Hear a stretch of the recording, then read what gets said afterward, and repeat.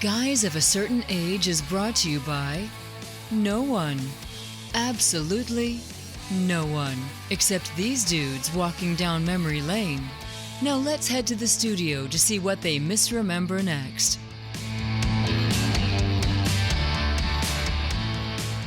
It's the show that's more unpredictable than February in Mississippi. It's Robbie Koblentz, Guys of a Certain Age in studio, alongside Jay Reed. And no Art Shirley.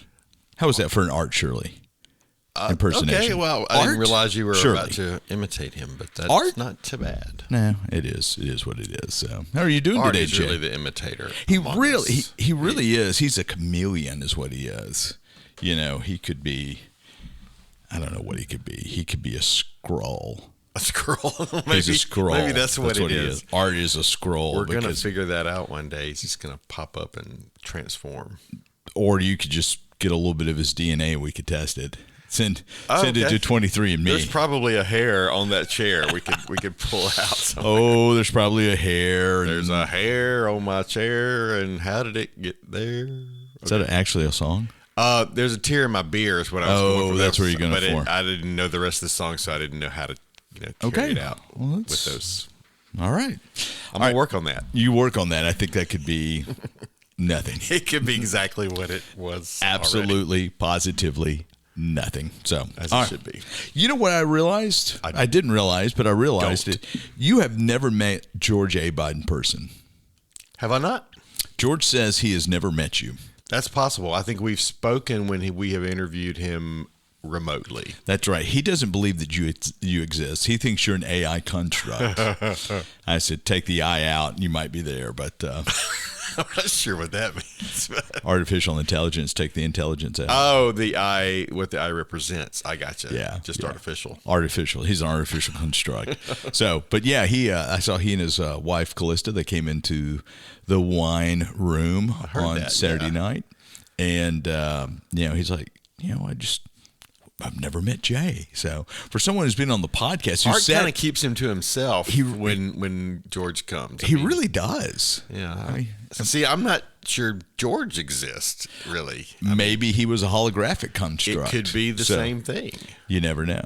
He's a pigment of Art's imagination, a pigment. You're getting your people confused. My people confused. What was it? You claimed Mark as your TV son. I claimed Art as my TV brother. Right. So that was pretty funny. So all right, let's jump into Geeks of the Week. All right. Once you go first, I'll do mine. Then we'll do Jay's regrettable segment. Okay, that's pretty good. Not nearly as good as Art, though. I am going to tell you about another new movie that I didn't know was coming, but that I'm actually excited about. Now, again, excited enough to go to the theater? We'll see. But it's called The Ministry of Ungentlemanly Warfare. Have you seen the trailer or heard of this one? Yeah, I may have heard of it, but that's going to be the end of... I'm going to look it up. Well, it's just another one of Henry Cavill's. I mean, he seems to be in everything this month. And this is coming out in April, and he is one of the major stars. I'm not sure he has top billing, but certainly in the top. Alan Ritchson is also in it, which got my attention because he's the current Jack Reacher, where I'm almost finished with season 2 of Jack Reacher. Directed by Guy Ritchie. Right, exactly. Yeah, and Carrie Elwes is one of the main characters. A lady named Elsa Gonzalez, who I'm not as familiar with, but she's been in several things. And then I'm going to butcher this name, Babs Olusanmakan. Yeah, Dr. Mabinga from Strange New Worlds. That's right. Yeah, so great cast, and Henry Cavill is sort of the feature star of most of the trailer, and he just acts like a kind of a goofball, but it's got a lot of action. It is based on a true story from World War II. Ian Fleming is also in the movie. Yeah, I saw him. I didn't know the character. Freddie Fox playing Ian Fleming. Right. So that should be fun too as a James Bond fan. So it's just kind of it's definitely a shoot 'em up. It takes place in World War II. It's one of these deals where they form a team to do things that the government can't do officially, and something about getting rid of some German U-boats. At least that's what the trailer implied. So April 19th coming out, and looks fun. It looks a lot of fun. Absolutely. And I like that it's based on a true story, but it seems to be kind of a funny take on what happened as well. It may be very serious when you watch it. Who knows? Interesting. Yeah, I'm like you. I don't know that I will go to a theater, but I would definitely spend some time watching that. So, and by the way, speaking of things that are coming to the theater, I believe this week or next week, Dune 2. Dune Dr. Part Mabinga, 2.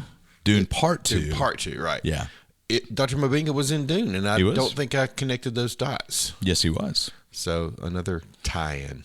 He also died in Part 1.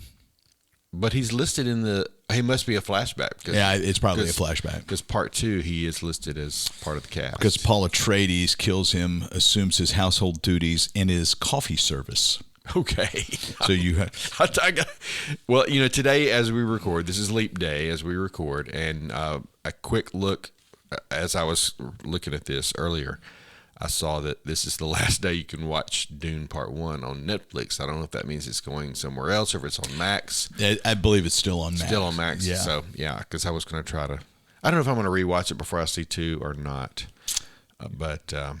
Yeah. Now that you've said that, I'm curious. So I need to check with the oldest son when he wants to go, and then we can make plans. So, but I'm really looking forward to Dune Part 2.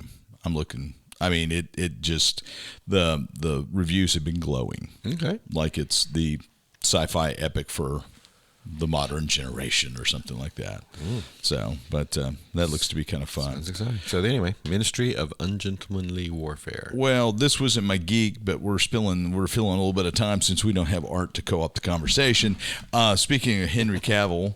There is a rumor that he is going to join the Marvel Cinematic Universe. And we have talked about this ad nauseum on this podcast, but the speculation is he might become Scott Summers' Cyclops of the X-Men. So, really? So there's been some fan mock artwork of him as Cyclops. Looks great. He's kind of got the look of Cyclops from the comic books. Anyway, so that would be like an older version. Yeah, obviously, yeah. Huh. So, I will probably have to go watch Deadpool and Wolverine in the theater because it's supposed to retcon a lot of the Fox Marvel stuff to tie in with the MCU. So I saw that trailer this morning. Yeah, Ryan Reynolds is already a little bit full of himself. He basically says, I am the Marvel Jesus. I saw that. Sorry, Mrs. Reed and everybody else listening. But basically, yeah, it's going to be pretty fun. Yeah, I didn't realize until I watched the trailer. I knew Wolverine was in it, but it kind of looked like it was part of the title. Yeah, it's now Deadpool and Wolverine. Okay, yeah, it was Deadpool 3. Now it's Deadpool and Wolverine. Okay. So if you go back and look at Hugh Jackman's social media, he nixes out Deadpool and puts a little bit of profanity and Wolverine. So it's pretty funny. I can't wait to see the chemistry with those two guys. So, but that was not my geek, but that's something that's popped up. So who knows what's going to happen. And that may be under wraps until Deadpool and Wolverine actually drops and you pull a lot of things in there. But my geek would be something that you might be interested in, even though you haven't read or watched The Expanse on Prime as much as I've beseeched you and Art to watch. So there is a Kickstarter that is launching tomorrow, March 1, as we record, that they're going to make officially licensed action figures of The Expanse cast, and it looks really, really cool. So the prototypes look really good. They've got 1, 2, 3, 4, 5, 6, 7, 8. 8 figures. Some you can buy solo, stretch campaigns that are going to give you a variety of things. But, these are, what are they, 10-inch, 8.5-inch? I can't remember. They're pretty detailed. Who's doing them? It's Nacelle is the name of the company doing it, and it's officially licensed from Alcorn or Alcon or whoever who was the producer of the show. Okay. So those are the rights holders for the show. But it looks pretty awesome. So I'm looking forward. I don't know that I'll jump in on the Kickstarter. I love The Expanse. I don't know that I love it that much that I want action figures. But it's one of these things, and you've done a few Kickstarters, right? Yeah. Just the ecosystem that has come up around crowdsourcing. I mean, several artists that I followed as a teenager in the Christian rock space, that's how they finance all their new music. They're either doing Patreon subscriptions or they'll do a Kickstarter. One of my favorite bands of all time is The Call, which was fairly popular in the 80s. They crossed over into alternative. One of Peter Gabriel's favorite bands of all times. They actually toured with Gabriel, and the lead singer Michael Bean died 10 years ago. They found, as the rest of the band was cleaning out archives, they found some unfinished songs that had Michael Bean singing. So the band came in and re-recorded everything else, and they cleaned it up. And they did a Kickstarter, which generated close to $70,000. So things like that are really exciting. That's the best use for Kickstarter out there. We should probably do a show, your favorite Kickstarter campaigns. Okay. Maybe we should do a Kickstarter campaign. Nobody's going to give us any money. We could give, stickers or things away, or nobody's going to give us live any money. broadcasts from your home. Yeah. Or maybe people would pay us not to do that.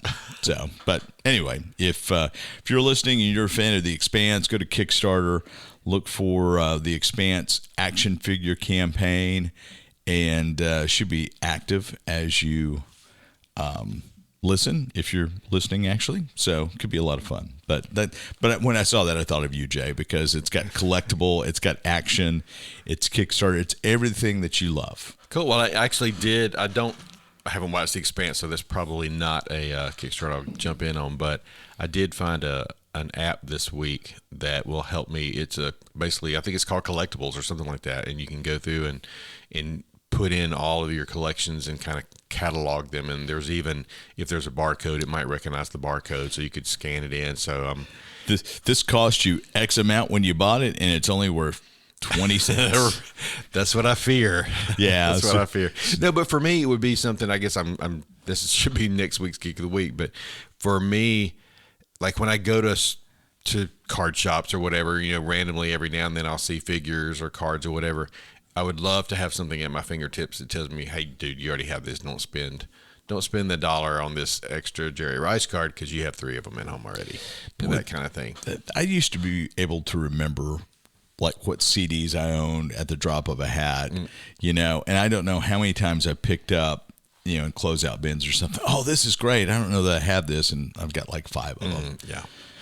Yeah, you probably have had that happen quite a bit through the years. Yeah, for sure. For sure with cards, because I'll buy a lot and there'll be, a dozen in there, and I'll think, well, I know I've got this one, but I probably don't have the other 10. Yeah. So, I'll have some extras, and I'm not sure I'm going to take the time to go through all, 700 or 800 cards to catalog them. But figurines, like there's some McFarlane figurine that I'm certain I don't have because it's a, collectible variant of whatever. Yeah. And, but that's what I'm not sure of. So I don't want to buy, something like that would be a little bit more expensive that I've already got. So, all right, let's go into the next segment of the show. As Jay continues to take over guys of a certain age, it's time for Jay's Regrettable segment. I don't do that nearly as well as Harvey. That was actually kind of sad. He's got like an echo in his voice. He does. That and the throat bongos. So right. I mean, you can't beat any of that. So. Well, this one I fear will be short. There's really not much to tell. The name of this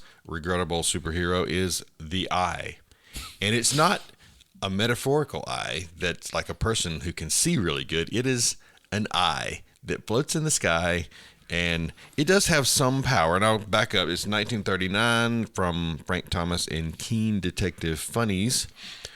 He has some power. It, I don't know, has some powers. Did I just get us an explicit rating? Sorry. It can fly. It can melt steel. It can appear and vanish at will, but in order to get things done, it relies on humans. It basically just instructs humans. In the comic sort of clip here in the book, it says it's giving instructions to some people to do whatever I guess he sees needs to be done. So there's not a lot of excitement there. It did later become not just the Eye, but Detective Eye, which sounds even goofier. Made about 12 appearances and then disappeared. There is no origin story. There is no disappearance story that I'm aware of. So that is all. Wow. That really is all about the eye. And I think I can probably guess that this is regrettable. That would be very regrettable. Sure. Can you hold it up? Let me see what the eye looks like. It's just an eye. Wow. There's nothing exciting. In this case, the eyes do not have it. The eyes do not. That's a very good way. Yeah, there you go.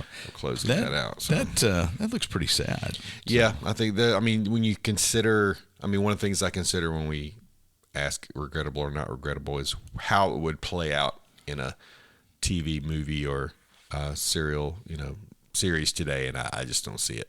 Don't see it at all. You don't see it. See it. I know.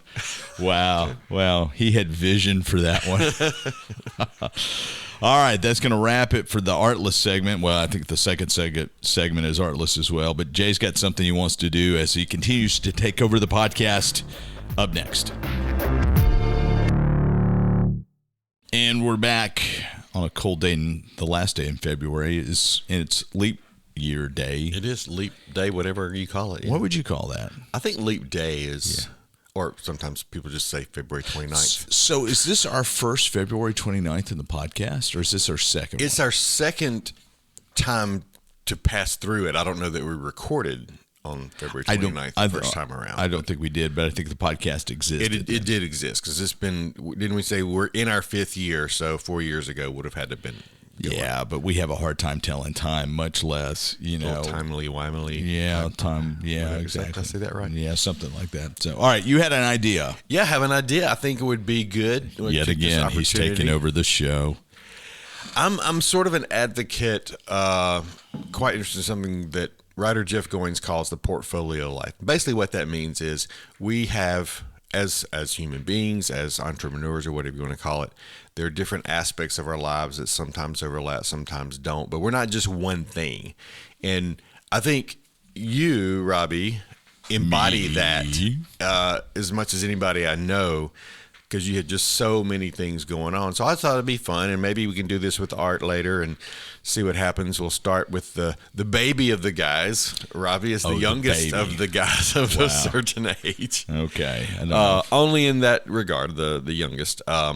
And just kind of get to know us as individuals, because I think what we hear here is all the geek stuff. Now, we do talk about our personal lives and things like that to some degree, but pretty much we're focused on the geekdom. So I think I just thought it'd be fun to explore some of those other areas, and let me just do a little quick interview. All right, we'll see how this goes. I do control the edit button and the stop record button. He does, so and that's part of it. That's just very briefly, not stop me if I'm wrong. And that does it for this episode.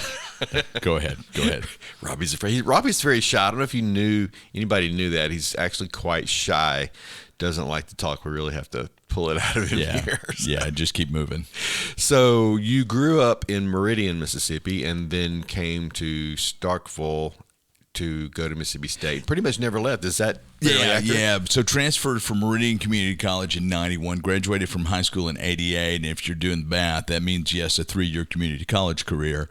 But what happened my sophomore year, at the beginning of my sophomore year at MCC, I got hired as the video producer on staff, which was great at MCC. Right. So probably the greatest perk, other than a paycheck, was the fact that I had a staff parking sticker. All right, that is valuable on any campus. Had a staff parking sticker and had a office. I mean, I had an edit bay / office in the media center, and so I had a place to go between class, and then obviously stayed to work the rest of the time. I think I worked like 30 hours a week or something like that. So crazy, but that was a lot of fun.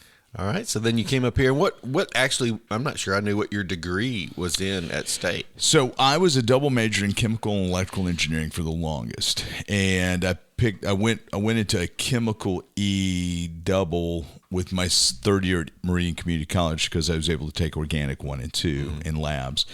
Moved up here. Bless your heart.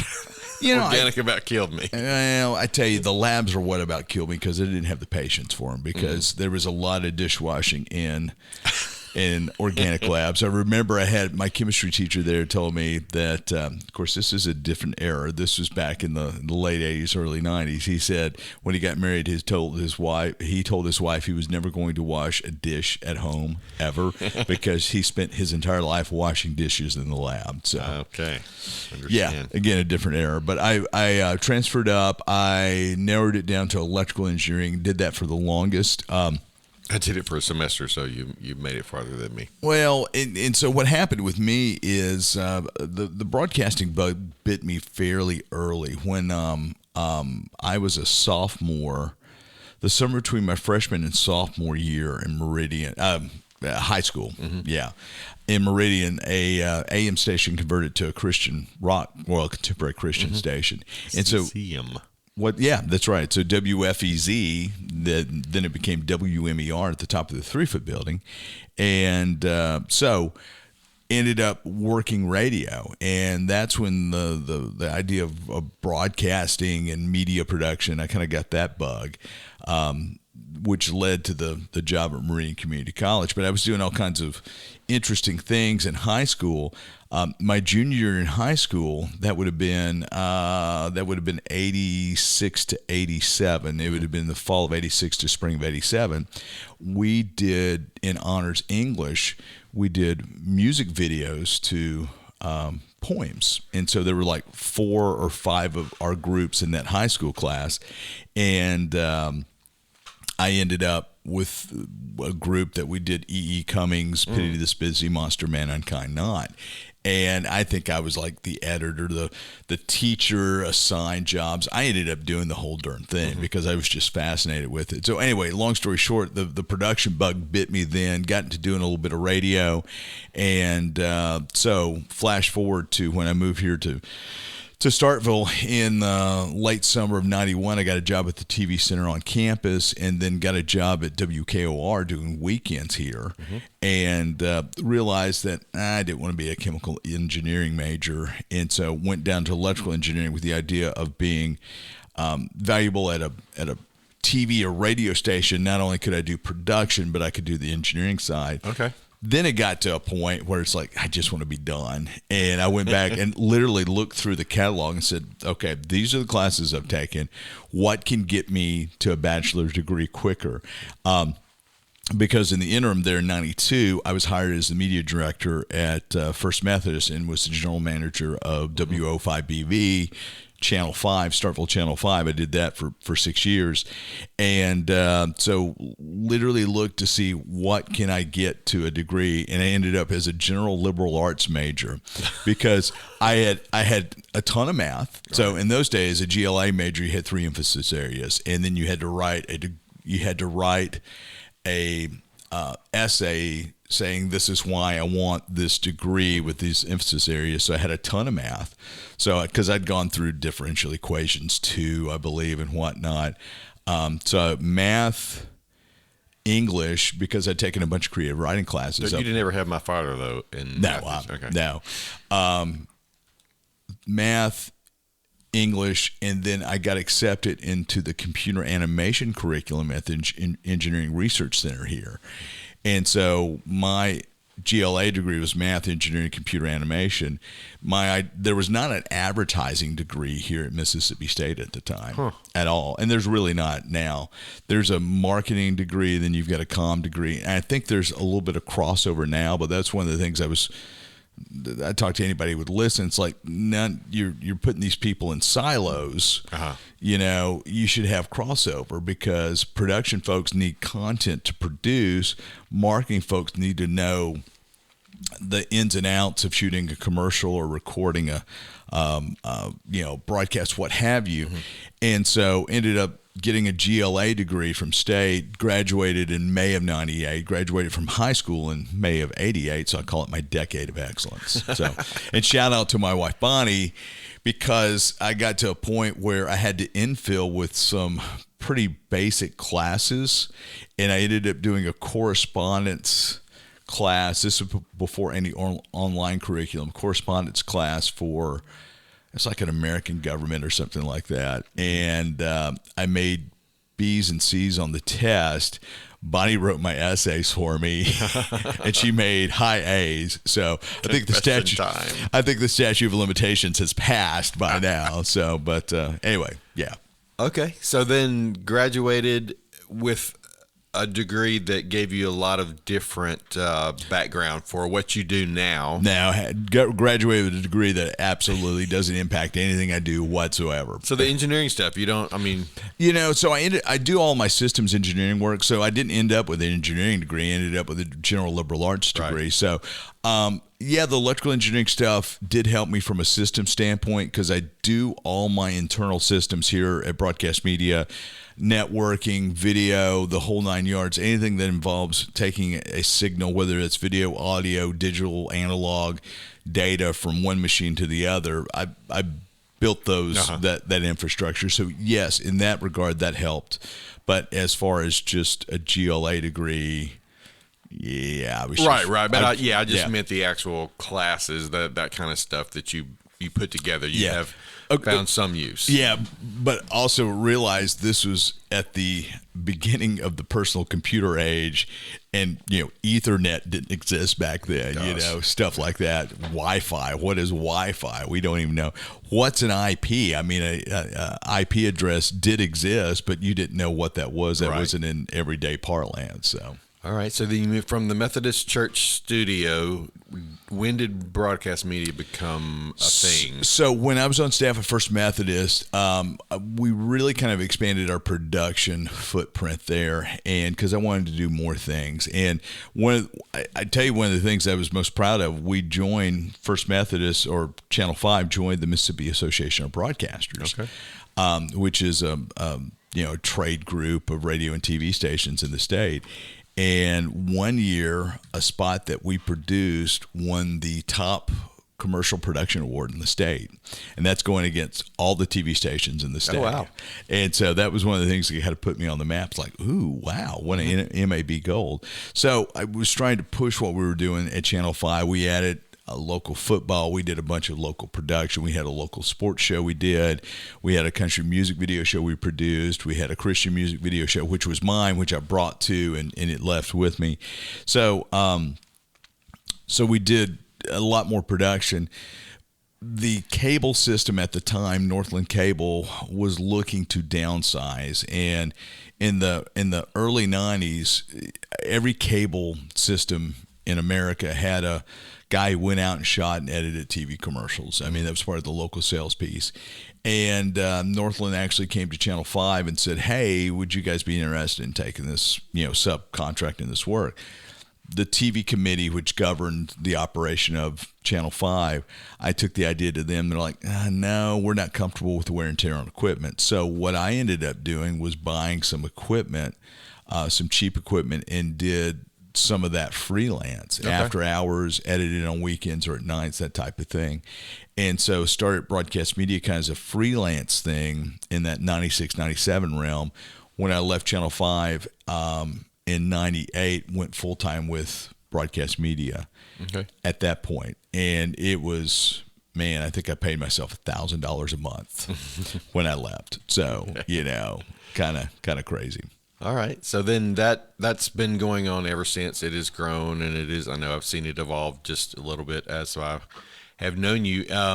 One of the things, let me think back time-wise. I was trying to figure out, because one of the elements of your sort of portfolio life is the, you're involved in a lot of different businesses right now. Mm-hmm. And so when we met basically through a food connection, and correct me if I've misplaced the date, but I think we met at a grill, basically.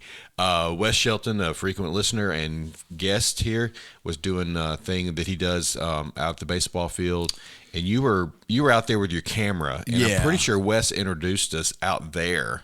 That sounds about right. Like the very first time we met, and then from there, our paths continued to cross, and then we got to the Greater Starkville Development Partnership deal where I was doing write-ups for the restaurant week, and they decided your son Mark was in the heyday of his master chef junior days, and so they said, well, I think you were already involved in something. They wanted to do videos. I'm like, let's bring Mark in. Yeah. Let's tie this together. Because I look back, it was 2017 when we did those Starkville Culinary Town videos together. It seemed like it should be longer ago, but that was the date on the YouTube video. Was it not 16?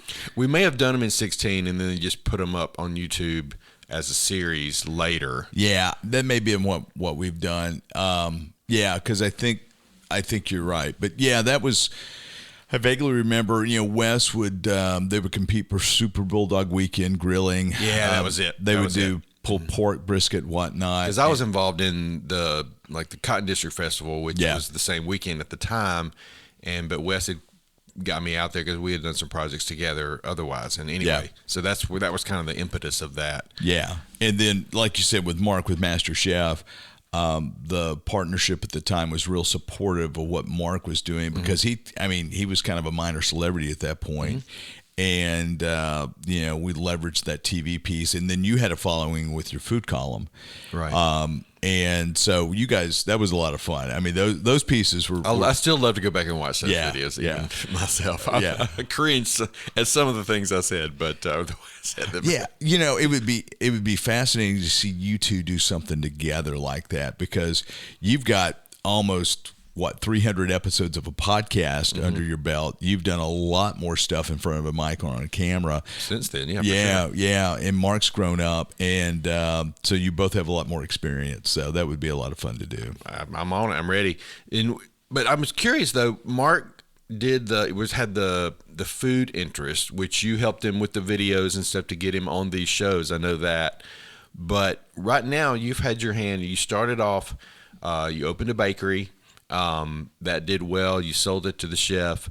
Then you moved on to a gelato shop, which then later was still in existence, Dolce, which, am I saying it right today? Because I know it's today involved. You are. Yeah. And then Dolce moved, and also you've got Luva the Wine Bar. So do you think Mark's food interest and his foray into that world sort of brought you into it to want to do these other things, or what got you to these kind of businesses? So I've always liked to eat, and that's pretty obvious if you've ever met me. So before Mark and David was ever born, I pitched a food TV show to Food Network. Okay. I didn't know that. Yeah, before. I wanted to basically go to SEC towns and check out their food and tailgating scene. Okay. Never went anywhere because this would have been 97, 98, Food Network. Didn't take unsolicited pitches. You had to know somebody. So prior to Mark and David, I pitched a food TV show. Okay. And I've always been interested in owning a restaurant because I thought it'd be fun. So all that to say this,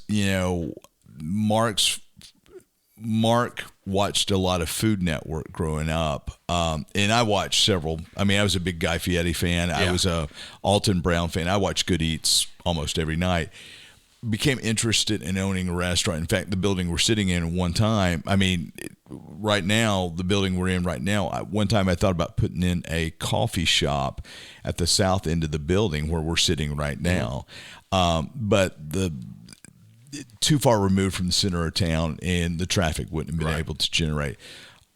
So have always had that interest. When we had an availability to buy the old Dorigo's bread location, well, not the location, but the assets of, it just was too good to be true. And so that kind of started that culinary journey.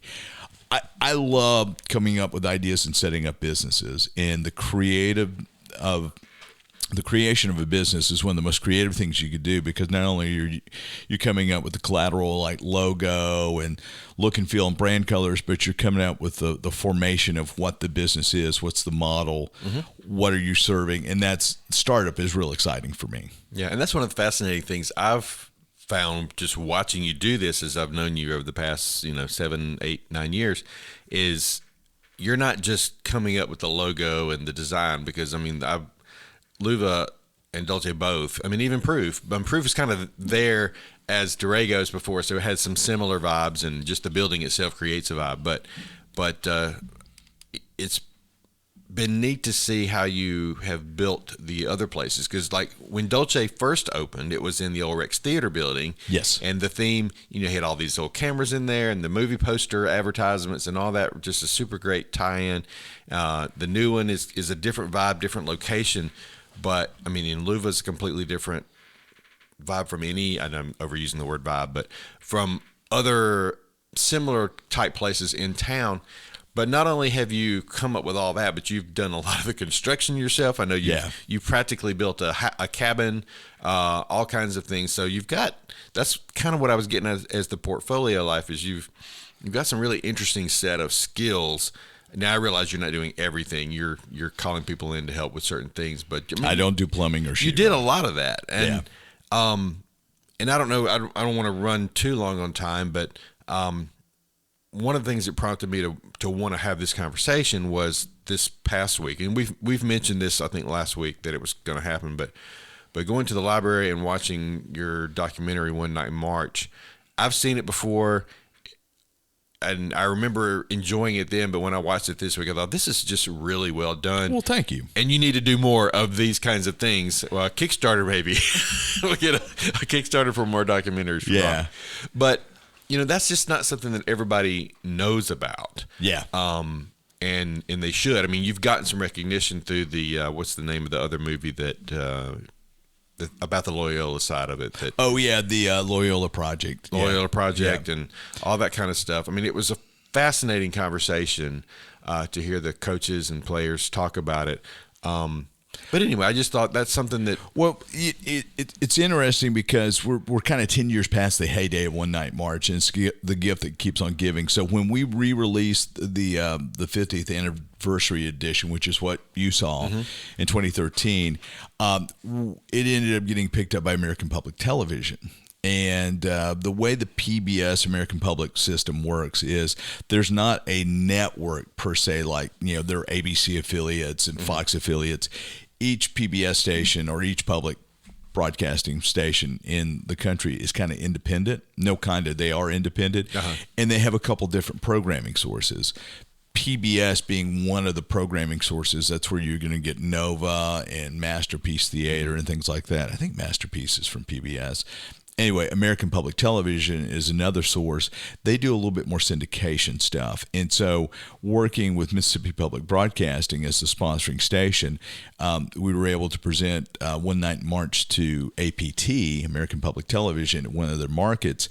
And it got picked up by 140-ish PBS stations nationwide. So it was fairly widely distributed, widely seen. And has stayed in circulation till this day. I mean, we're in 2024. That was 2013 when it dropped.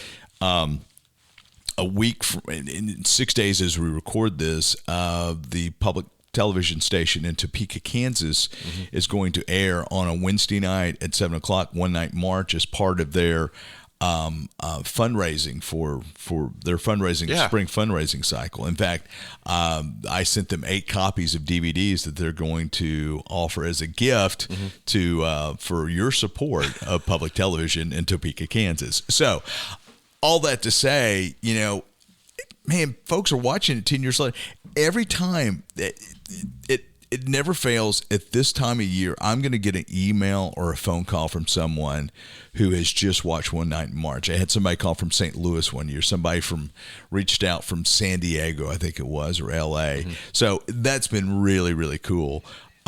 So it, like I said, we're 10 years kind of past the heyday of it, and it's still out there. But like I told you in our text message, I needed a benefactor. So I won't say exactly what I said. But, sorry, Mrs. Reed, but we'll work on that. Well, let's. We're at 23 minutes. In my vast experience with interviews on this podcast, which I think this is the second one.